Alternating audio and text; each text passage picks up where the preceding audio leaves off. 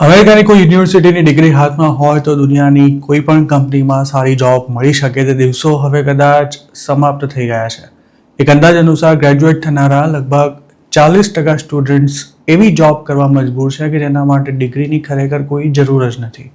અમેરિકામાં માંડ સ્કૂલ સુધી ભણ્યા હોય તેવા લોકો જ કોફી શોપ્સ, રેસ્ટોરાં કે પછી સ્ટોર્સમાં કામ કરતા હોય છે. પણ હવે કોલેજ ગ્રેજ્યુએટ્સ પણ સર્વાઈવર જોબ તરીકે ઓળખાતી આ નોકરીઓ માટે લાઈન લગાવી રહ્યા છે.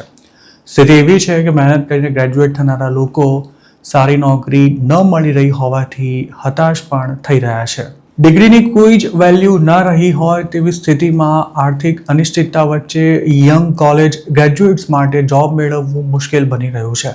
એક તરફ નોકરીઓ ઘટી રહી છે તેવામાં આર્ટિફિશિયલ ઇન્ટેલિજન્સે જાણે પડતા પર પાટું માર્યું હોય તેમ ફ્રેશર્સ માટે જાણે માર્કેટમાં જોબ જ નથી રહી. અર્થશાસ્ત્રીઓનું માનવું છે કે આ સમસ્યાનું હાલ તુરંત કોઈ સમાધાન આવે તેવી લગભગ કોઈ શક્યતા નથી દેખાઈ રહી. પોતાના ફિલ્ડની જોબ ન મળવાથી સ્ટુડન્ટ્સને ન માત્ર આર્થિક નુકસાન ભોગવવું પડશે પણ તેની સાથે તેમના માટે એમ્પ્લોયમેન્ટ ઓપોર્ચ્યુનિટીઝ પણ ઘટતી રહેશે. ગ્રેજ્યુએટ્સનું એવું માનવું છે કે એઆઈને કારણે માર્કેટમાંથી એન્ટ્રી લેવલની જોબ્સ ગાયબ થઈ રહી છે. જોકે અર્થશાસ્ત્રીઓ આ અંગે એવું કહી રહ્યા છે કે આ વાત 100% સાચી નથી, કારણ કે ગ્રેજ્યુએટ્સને જોબ શોધવામાં જે સમસ્યા થઈ રહી છે તેના માટે ખરેખર તો લેબર માર્કેટની સ્થિતિ જવાબદાર છે. ટેરિફ અને ઈરાન વોર સહિતના પરિબળોને કારણે અમેરિકાની ઇકોનોમી સીધી પ્રભાવિત થઈ રહી છે.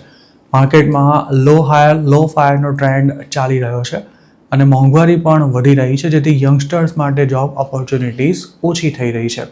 સામાન્ય રીતે ફ્રેશ ગ્રેજ્યુએટ્સમાં બેરોજગારીનો દર સૌથી ઓછો રહેતો હોય છે, પણ છેલ્લા 3 વર્ષમાં આ ગેપ સતત વધી રહ્યો છે અને હાલ 5.6% ગ્રેજ્યુએટ્સ બેકાર છે. જો કોઈ કંપની પોતાનો બિઝનેસ એક્સપાન્ડ ન કરે, જૂના કર્મચારીઓને ફાયર ન કરે તો સ્વાભાવિક છે કે નવા લોકો માટે જગ્યા પણ નથી થવાની અને અમેરિકાની મોટાભાગની કંપનીઓમાં હાલ આ જ સ્થિતિ જોવા મળી રહી છે. આમ તો કોઈ પણ કામ નાનું નથી હોતું, પણ ગ્રેજ્યુએટ થયા બાદ એન્ટ્રી લેવલની જોબ કરવાનું લાંબા ગાળાનું પરિણામ ગંભીર હોઈ શકે છે, કારણ કે ઓછા પગારની જોબ સ્વીકાર્યા બાદ હાયર સેલેરી બ્રેકેટમાં મૂવ થવું ખૂબ જ ચેલેન્જિંગ બની જાય છે. અમેરિકાના કેટલાક યંગસ્ટર્સને હવે એવો સવાલ પણ થઈ રહ્યો છે કે જો નોકરીના કોઈ ઠેકાણા જ ના હોય તો પછી કોલેજ ચાલુ રાખવી જોઈએ ખરી? આ મામલે ઇકોનોમિસ્ટનું એવું મંતવ્ય છે કે યંગસ્ટર્સે ભણવાનું પડતું ન મૂકવું જોઈએ, કારણ કે ડિગ્રી હશે તો લાંબા ગાળે સારી જોબ અને સારો પગાર મળવાના ચાન્સ રહેશે. પણ હાલના સમયમાં ગ્રેજ્યુએટ થયેલા લોકોને કદાચ આ વાત સાચી નથી લાગી રહી.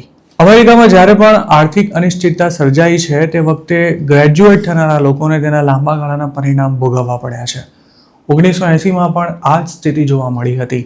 ઇકોનોમી પડકારજનક સમયમાંથી પસાર થઈ રહી હોય ત્યારે તેની સૌથી પહેલી અસર એન્ટ્રી લેવલની જોબ્સ પર પડે છે, કારણ કે મોટા પાયે કામકાજ ધરાવતી તેમજ સારો પગાર આપતી કંપનીઝ ભરતી ઓછી કરી નાખે છે અને ગ્રેજ્યુએટ્સને નાની તેમજ ઓછો પગાર આપતી ફર્મ્સથી પોતાની કરિયર શરૂ કરવાની ફરજ પડે છે.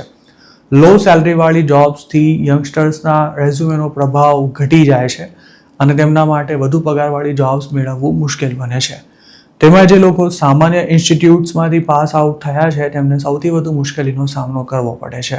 હાર્વર્ડના લેબર માર્કેટ ઇકોનોમિસ્ટ લેરી કેટ્સનું આ અંગે કહેવું છે કે ઓવરઓલ લેબર માર્કેટ ભલે રિસેશનમાં ન હોય પણ જોબ શોધી રહેલા યંગ ગ્રેજ્યુએટ્સ માટે તો સ્થિતિ મંદી જેવી જ છે.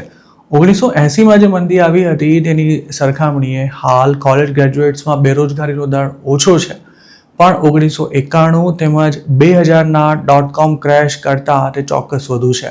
બીજી એક સમસ્યા એ પણ છે કે કોવિડ બાદ રિમોટ વર્કમાં વધારો થયો છે, જેના કારણે જેમને જોબ મળી રહી છે તેવા યંગસ્ટર્સને પણ ટ્રેનિંગ અને મેન્ટરશિપની ઓપોર્ચ્યુનિટીઝ નથી મળતી, જે તેમની કરિયરને વધુ રિસ્કી બનાવે છે. આ ઉપરાંત ઓછો અનુભવ ધરાવતા હોય અને રિમોટ વર્ક કરતા હોય તેવા યંગ એમ્પ્લોઈઝને મેન્ટર કરવા મુશ્કેલ હોવાથી પણ મોટી કંપનીઓ તેમને બને ત્યાં સુધી જોબ આપવાનું ટાળી રહી છે. આ ઉપરાંત હજુ એ પણ ક્લિયર નથી થઈ શક્યું કે એઆઈને કારણે જોબ્સ ઘટી રહી છે કે પછી આ ઘટાડો સાયકલિકલ છે. જો એઆઈને લીધે જોબ્સ ન ઘટી રહી હોય તો પણ ફ્રેશ ગ્રેજ્યુએટ્સ માટે ચેલેન્જ એ છે કે ઘણા લોકોએ એઆઈની બોલબાલા વધી તે પહેલાં જ ડિગ્રી મેળવી લીધી હોવાથી તેમની પાસે એઆઈની કોઈ ખાસ સ્કિલ નથી, જ્યારે તેમના પછી એઆઈ સ્કિલ્સ સાથે ગ્રેજ્યુએટ થયેલા યંગસ્ટર્સ માટે જોબ મેળવવી પ્રમાણમાં આસાન રહે છે. યુનિવર્સિટી ઓફ રોચેસ્ટરના ઇકોનોમિસ્ટ લિસા કાન જણાવે છે કે જેમની પાસે કોલેજ ડિગ્રી નથી તેની સરખામણીએ જે લોકો ગ્રેજ્યુએટ છે તેમના માટે લેબર માર્કેટમાં હજુ પણ સારી તક છે જ.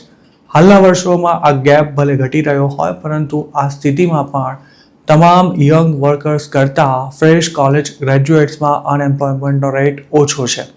જોકે ગ્રેજ્યુએટ થયા બાદ અમેરિકન્સને જોબ ન મળી રહી હોય તેવામાં ઇન્ટરનેશનલ સ્ટુડન્ટ્સ માટે હાલનો સમય ખૂબ જ ચેલેન્જિંગ બની રહેવાનો છે.